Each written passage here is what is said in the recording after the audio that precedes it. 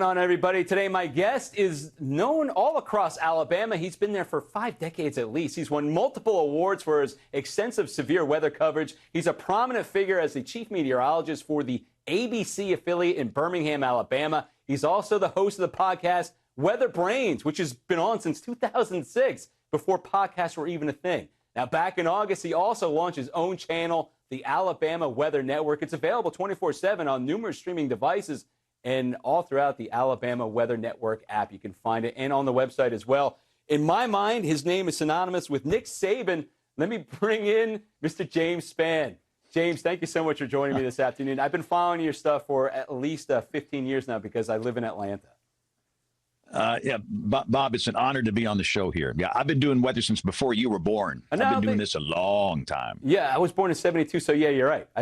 You're dangerously close to being right there. I appreciate it. Let's start out with it, though. You were born and raised in Alabama. How did you get the love for weather that you have? Well, I think everybody that does this, they were born with it. We can't help it. Nobody else in my family has any interest in this, but I've been a weather dweeb since I was an infant, I think.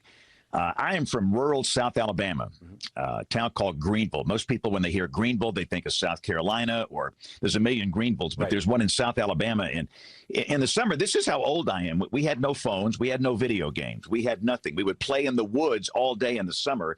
And on every summer day in this state, we have air mass random convection, thunderstorms.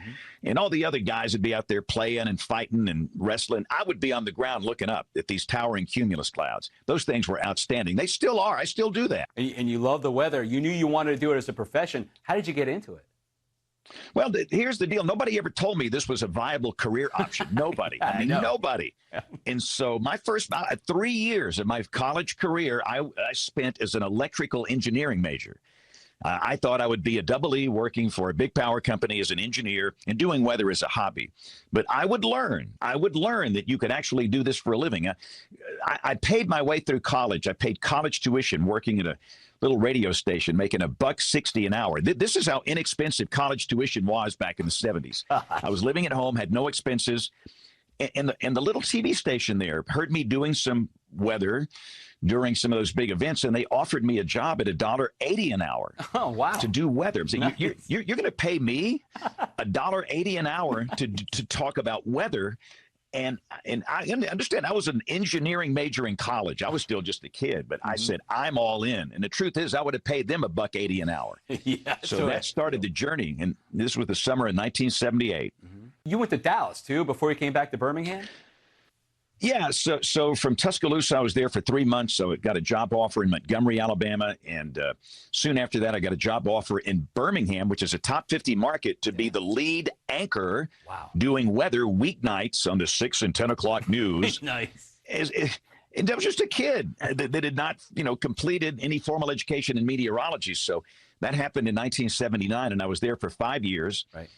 And I was transferred to Dallas, top 10 market in the mid-'80s, worked for Channel 4, back when Channel 4 was a CBS affiliate. Now it's Fox 4.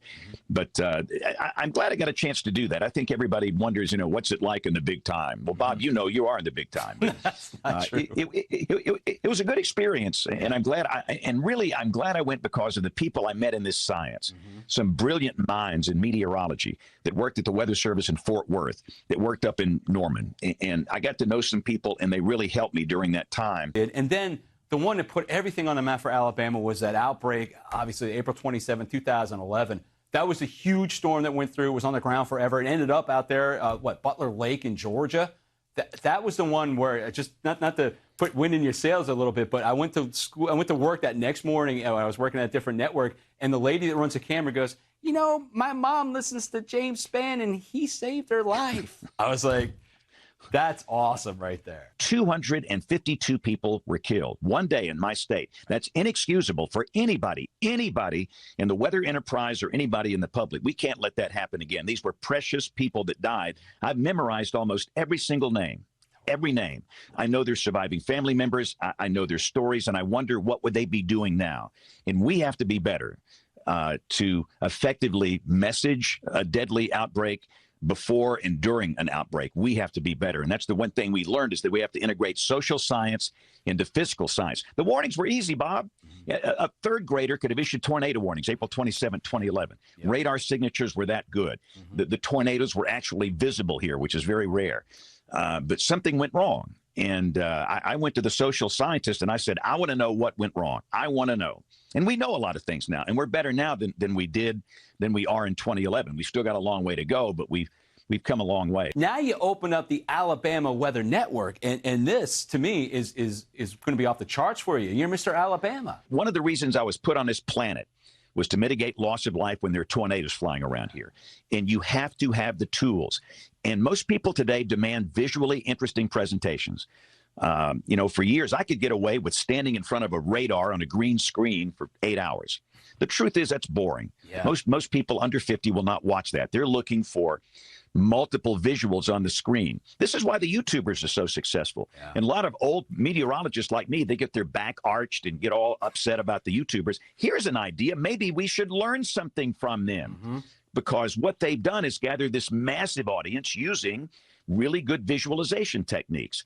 And so we want to take the best of the new, what you see on the YouTubers, and the best of the old, what I've done, and blend it together to make a visually interesting product that will cover the whole state. Yeah, I think it is. Absolutely. James, I'm gonna leave with a couple of this or that's for you. And I got them tailor-made for you. I'm interested in knowing what you do this or that. Good. So this is when I take the show right down the tubes. This is going to take it right down the tubes. Yeah. Perfect. Predicting severe weather or predicting snow? Severe weather any day. Snow's a nightmare. How about this? So you're at an Alabama game with the crowd. Would you rather sing along with Sweet Home Alabama or Dixieland Delight?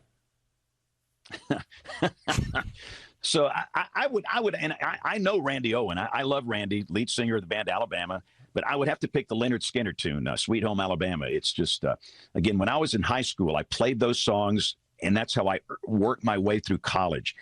Dixieland Delight came along in the 80s, and I'm partial to the songs of the 70s, so I'd have to go with Sweet Home Alabama. Okay, good, because there's Randy, sorry. I love you, Randy Owen. There's like a subset of lyrics for that Dixieland Delight that I pick up every once in a while when they're singing in the big stadium. Probably not what you want to sing in front of the church, but it's been a pleasure and an honor to talk to you, sir. I hope to talk to you again sometime. I really would. If you want to catch Bob, James, it's been great. I got to play out because you've got a lot of things that you do right now. Your day is filled. I'm surprised you had time to talk to me as opposed to maybe sleeping or eating. But you can catch James on ABC 3340 in Birmingham, Alabama. He's the chief meteorologist there. You just heard that. You can hear him on the podcast, which is fascinating. If you're a weather nerd geek like I am, you want to break down some of those equations with him, Weather Brains. You can find that one. And now you can see him on his new venture, the Alabama Weather Network, which just launched on August 11th. James Spann, I appreciate your time, sir. You're a legend in my book, and you know Nick Saban, too. Doesn't get any better than that. Bob, it's an honor. Thank you. Absolutely.